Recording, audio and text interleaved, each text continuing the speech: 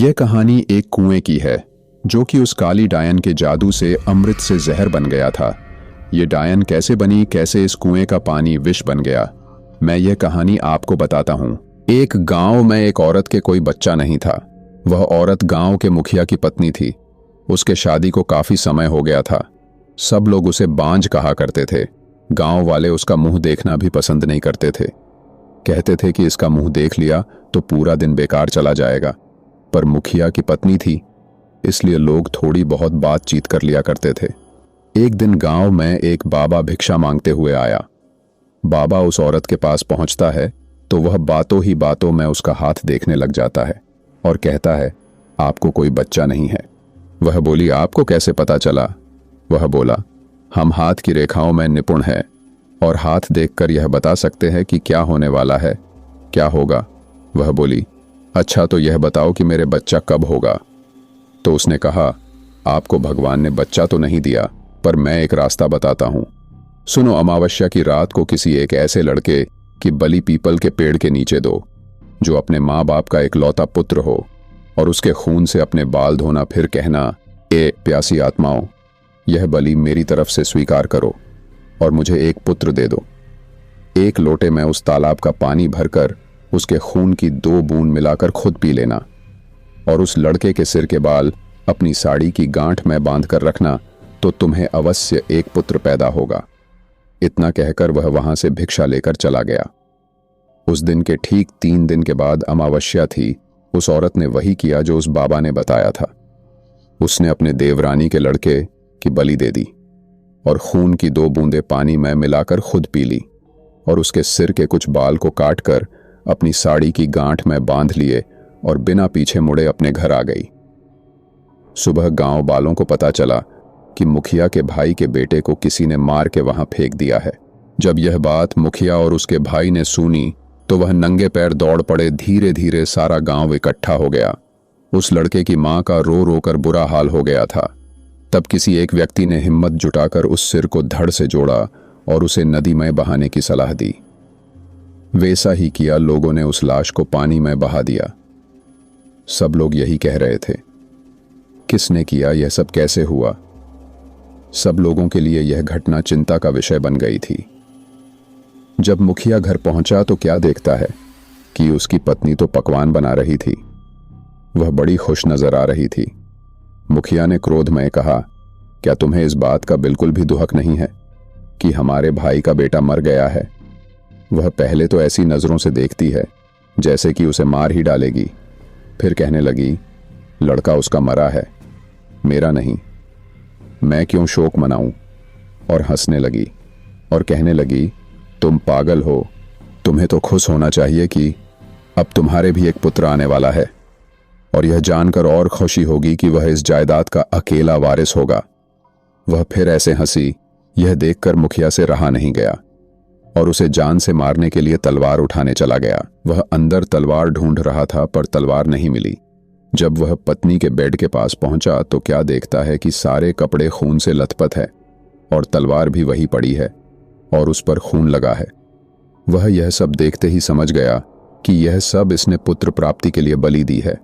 उसने उसे मारने का विचार बनाया कि अभी मैं इसको मार दूंगा तो सब लोग मुझे गलत समझेंगे, और वह वहां से चला गया। उस दिन से गांव में ऐसी ऐसी घटना होने लगी। किसी की भैंस मर गई और उसके शरीर के अंग इधर उधर फैले पड़े जैसे कि किसी ने उसे नोच नोच कर खाया हो। तो किसी दिन किसी का कुत्ता, किसी का बछड़ा, तो किसी की बकरी मर जाती, और उसी तरीके से वह मर रहे थे। जिस तरीके भैंस को किसी ने मारा था, ऐसी घटना से सारा गांव परेशान था। किसी को यह समझ नहीं आ रहा था कि आखिर हो क्या रहा है। एक दिन की बात है, मुखिया रात को अपने गेट के पास सोया हुआ था। आधी रात के समय उसे गेट खुलने की आवाज आई। वह जाग गया। उसने देखा कि एक औरत बाल फिकरे हुए आधी रात को बाहर चली जा रही है। देखने में तो ऐसा लग रहा था कि जैसे उसको कोई खींच कर ले जा रहा हो। अगस्त की काली रात थी। चारों तरफ से आवाजें आ रही थीं। कहीं शियार तो कहीं कुत्ते भौंकते हुए ऐसे लग रहे थे यह रात जाने क्या कयामत ढाएगी। अचानक उसे एक गाय के बछड़े के रंभाने की आवाज आई। वह समझ गया, हो न हो यही सारे गांव की बर्बादी का कारण है। मुखिया के दिमाग में एक आइडिया आया कि क्यों न मैं चलकर देखूं कि यह कहां जाती है। वह उठकर चल दिया। उसने आगे चल के क्या देखता है कि पड़ोसी की गाय के बछड़े का कटा हुआ मुंह पड़ा है और उसके धड़ को वह औरत खींचकर पीपल की ओर ले जा रही है। और ले जाकर उसने वही शब्द दोहराया, यह लो प्यासी आत्माओं, मैं तुम्हारे लिए भोजन लाई हूं। मुखिया यह सब नीम के पेड़ से छुपकर देख रहा था। एकदम वह क्या देखता है कि 4 काली छाया वहां प्रकट हुई। देखते ही देखते वह ऐसे भयानक शरीर में बदल गई कि उसे देखकर उसके शरीर के रोएं खड़े हो गए। उनके ये बड़े बड़े दांत, लाल लाल आंखें, शरीर पूरा जला हुआ, बड़े बड़े नाखून, आंखें तो ऐसे चमक रही थीं कि बार बार बदलने वाली लाइट जल रही हो। इतना भयानक दृश्य उसने अपनी जिंदगी में कभी नहीं देखा था। वह क्या देखता है कि वो चारों भूत और उसकी पत्नी उस लाश को खाने लगे, दोनों हाथों से लापालप, जैसे कि कोई भूखा व्यक्ति खाने पर टूट पड़ता है। यह सब देखकर मुखिया के पर के नीचे की जमीन खिसक गई कि उसकी पत्नी एक डायन है। जब उन्होंने सारे मांस को नोच नोच कर खा डाला, तब उसने एक भूतों की एक बात सुनी और कहा कि बस 3 दिन बाद फिर अमावस्या है और हमारी शक्ति उस दिन बढ़ जाएगी। तब हम तुम्हें पूरी शक्ति सौंप देंगे और तुम अपनी मर्जी से कुछ भी कर सकती हो। तुम गांव वालों को अपनी उंगली पर नाचा सकती हो। उसने यह सब सुनकर सारे गांव को चोरी चोरी जगा करके कहा, देखो मैं तुम्हें बताता हूं कि तुम्हारी बर्बादी एक डायन की वजह से हुई है। और सबसे कहा कि अपनी अपनी लाठी उठाओ और चलो मेरे साथ, आज उस डायन का अंत हम सब मिलकर करेंगे। और सब भागते हुए उस पीपल की ओर चल दिए। सारे गांव को अपनी तरफ आते देख सारे भूत तो गायब हो गए, पर वह डायन खड़ी रह गई। मुखिया की पत्नी को इस हालत में देखकर सारे गांव वालों के तो होश उड़ गए और वह रुक गए। मुखिया ने कहा, खड़े क्यों रह गए? यह तुम्हारी मालकिन नहीं, डायन है, डायन। और यह बोलते हुए सब उसे लाठियों से मारने लगे। वह अपनी जान बचाकर भागी और भागते हुए उस कुएं में जा गिरी। उसकी साड़ी ऊपर अटक गई और वह चिल्लाने लगी, बचाओ बचाओ। सारे गांव ने कहा, इसे सजा अपने आप मिलेगी, लटकी रहने दो। वह चिल्लाती रही। सारे लोग उसका यह तमाशा देख रहे थे। वह चीखती और चिल्लाती रही, मुझे ऊपर निकालो, मुझे पानी पिलाओ। पर किसी ने उसकी सहायता नहीं की, पर वो बार बार यही बोलती रही कि मैं तुम सब गांव वालों को बर्बाद कर दूंगी। एक एक को मैंने पानी के लिए नहीं तरसाया तो मेरा नाम भी काली डायन नहीं, यही नाम दिया है ना तुमने मुझे, मैं तुम्हें नहीं छोड़ूंगी। 2 दिन तक उसकी लाश यूं ही लटकी रही। तीसरे दिन अमावस्या थी। उस दिन की रात के बाद उस लाश का पता नहीं चला कि कहाँ गई। उसकी लाश, जबकि कुआं बिल्कुल सूखा था। उस बात को काफी टाइम हो चुका था। लोग उसके बारे में सब भूल चुके थे।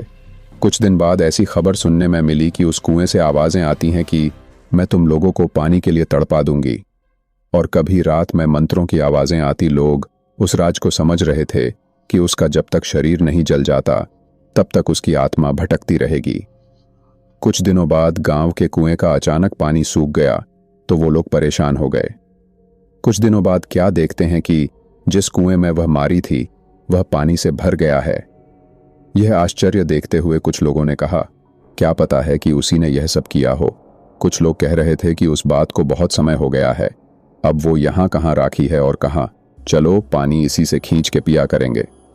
सुबह जब कुछ लोगों ने कहा चलकर पानी खींचते हैं, जब कुएं के पास पहुंचे तो कुएं में पानी नहीं था। यह सब देखकर लोग आश्चर्य में पड़ गए कि पानी गया कहां। तब उसमें से अजीब आवाज आई, कहां था ना, पानी के लिए तड़पा दूंगी, मुझे पानी नहीं पिलाया था तुम लोगों ने, अब मैं तुम सबको पानी के लिए ही नहीं खाने के लिए भी मुहताज कर दूंगी। यहां अब कभी पानी नहीं बरसेगा। अब गांव वाले परेशान हो गए। उनके पास पानी खत्म हो गया था। दूसरे गांव से पानी लाना पड़ता था। पानी न बरसने के कारण वह कुआं भी सूखने लगा। तब उस गांव के मुखिया ने भी उन्हें पानी भरने के लिए मना कर दिया और कहा, तुमने जो किया है उसके लिए हम क्यों दुहक झेलें, यहां से चले जाओ, अब उसे भुगतो। कभी कुएं में पानी आ जाता तो कभी नहीं। जब गांव वाले प्यास से परेशान हो गए तो कुछ लोग ने उससे पानी खींच लिया और उसे जैसे ही पिया तो उसका शरीर पूरी तरह सड़ गया। किसी को चर्म रोग हो गया, किसी के हाथ पैर गलना शुरू हो गए। यह भयानक दृश्य देखकर और लोगों ने तो उसे छुआ तक नहीं। अब गांव वालों की बुरी दशा हो गई। सब लोग भगवान को याद करने लगे हैं। भगवान, ये सब किस जन्म के पापों की सजा दे रहा है? तू बस चारों तरह हाहाकार मच गई। उस दिन से गांव मैं तो जैसे मातम सा छा गया हो। दूसरे दिन सुबह मैं उस गांव से एक बाबा आता हुआ नजर आया। सफेद वस्त्र, माथे पे तिलक, हाथ में कमंडल, एक हाथ में माला, बस राम का नाम लेते हुए चले आ रहे थे। सब गांव वालों ने उस बाबा को आते देख सब लोग उनके चरणों में गिर पड़े और कहने लगे, बाबा हमें इस संकट से बचा लो। बाबा ने कहा, क्या बात है, आप सारे गांव वाले इतने परेशान क्यों हो? तब बाबा को मुखिया ने सारी बात बताई। तब बाबा ने कहा कि मैं तुम्हारी इस काम मैं अवश्य मदद करूंगा, और कहा मैं कल अपने शिष्य विराट को लेकर आऊंगा। क्यों कि इस काम के लिए मुझे एक सद्भाव और ईश्वर पर विश्वास करने वाले व्यक्ति की जरूरत है, और वह बुद्धि मैं भी निपुण है। आप लोग धैर्य रखिए, मैं अवश्य वापस आऊंगा। यह कहकर बाबा वहां से चले गए। दूसरे दिन सूर्य उदय होने से पहले वह अपने शिष्य विराट के साथ उस गांव में पहुंच गए। सब लोगों ने बाबा को प्रणाम किया। बाबा ने कहा कि कुछ लोग जाकर पूजा का सामान लेकर आओ, मैं यहां पर हवन करूंगा। और अपने शिष्य से कहा कि तुम इस कुएं में अंदर जाकर उस डायन का अंत करोगे, और विराट तुम्हें कुछ ध्यान मैं रखने वाली बातें बताता हूं कि इस कुएं में उतरने से पहले तुम्हें सच्चे मन से भगवान का स्मरण करे बिना मुंह में पानी न जाए नीचे पहुंचना पड़ेगा, और तुम्हें इस कुएं की गहराई यानी पाताल लोक तक पहुंचाना पड़ेगा। ध्यान रहे, यह काम सूरज डूबने से पहले खत्म करना पड़ेगा, क्योंकि दिन के डूबते ही बुरी आत्माओं की शक्ति बढ़ जाती है। ध्यान रहे कि सबसे पहले डायन के बाल काटने हैं, जिससे वह कमजोर पड़ जाएगी। जब वह पूरी तरह से कमजोर पड़ जाए तब भगवान का नाम लेकर यह खंजर जो मैं तुम्हें दे रहा हूं, इससे उसको मार देना और उसके शरीर को जला देना, और मैं यहां यज्ञ करके तुम्हारी मदद करूंगा। उनका शिष्य तो समझ गया, पर कुछ गांव वालों ने पूछा, बाबा इस कुएं में पानी, मैं कैसे उसकी लाश को जलाओगे? तब बाबा ने बताया कि वह पाताल लोक में अपने घरों की तरह रह रही है, वहां भी आत्माओं और भूत प्रेतों के घर हुआ करते हैं। तब गांव वालों को समझ में आया। बाबा ने अपने शिष्य से कहा कि अब देर मत करो, तुम जल्दी जाओ। तब उनका शिष्य ने भगवान का नाम लेकर उस कुएं में कूद गया, और इधर बाबा मंत्रों से यज्ञ करने लगे। जब विराट वहां पहुंचा तो क्या देखता है कि काफी बड़ा खंडर है और कहीं से मंत्रों की आवाजें आ रही हैं। तो वो वहां जाकर क्या देखता कि एक बाल फकेरे हुए एक औरत आहुति आग में दिए जा रही है। जैसे ही वह उसके पास पहुंचा तो उसे पता चल गया, और वह पीछे मुड़कर देख के बोली, कौन हो तुम और यहां क्यों आए हो? वह बोला, मैं विराट हूं और गांव वालों की तरफ से मैं तुम्हें यहां मारने के लिए आया हूं। वह हंसी, तुम मरोगे मुझे, साधारण मनुष्य गांव वालों ने तुझे भेजा और तू मरने चाला आया, लौट जा और अपने प्राण बचा ले। वह बोला, नहीं तो क्या मुझे मार डालोगी? वह बोली, समझदार हो। वह बोला, तू अपने प्राण बचाना चाहती है तो इस गांव और इस कुएं को छोड़कर चली जाओ, नहीं तो मुझे मारना होगा। उसने इतना कहकर जैसे ही उसके ऊपर उसे मारने को झपटा, वह एकदम गायब हो गई और उसका बार खाली निकल गया। अब उसे बस उसकी आवाज सुनाई दे रही थी। अब वह क्या करे? उसके पीछे से उसे एक बार उसने उसे ऐसा मारा कि उसका सिर दीवार से टकराया और बेहोश हो गया। तभी उसे उसके गुरु की आवाज सुनाई दी, बेटे अपनी आत्मा की शक्ति से देख और भगवान की तरफ ध्यान लगा, तुझे सब कुछ नजर आएगा। उसने भगवान का ध्यान करके आंखें खोली तो उसे वह डायन दीवार से छुपी हुई नजर आई और उसके बाल दिख रहे थे। तभी उसको गुरु की बात का ध्यान आया तो उसने झट से उसके बाल काट दिए और वह झट से उसको मारने के लिए खंजर उठाया। तो वह गिड़गिड़ाने लगी कि तुम आदमी हो, मैं औरत, और मैं निहत्थी हूं, तुम मुझे छोड़ दो, और रोने लगी। बाल काटने से उसकी सारी शक्ति कमजोर पड़ गई। पहले तो उसे उस पर दया आई, पर जब गांव वालों के दुहक को याद किया तो उसने देर न करते हुए वह खंजर उसके सीने के बीच उतार दिया और उस अग्निकुंड में उसके शरीर को जला दिया। उसकी आत्मा चीखती चिल्लाती हुई, मैं वापस आऊंगी, मैं वापस आऊंगी, उस कुएं के ऊपर से निकल गई। जब गांव वालों ने वह आत्मा देखी तो वह लोग डर गए।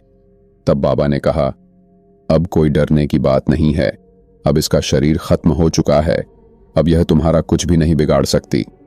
तभी विराट कुएं से बाहर आया। तब गांव वालों ने उसे बधाई दी और कहा कि अगर तुम ना होते तो पता नहीं हमारा क्या होता। तब विराट ने कहा, यह सब तो भगवान की कृपा है। तब बाबा ने गांव वालों से कहा, अब तुम खरुशी खरुशी से इस कुएं का पानी पी सकते हो।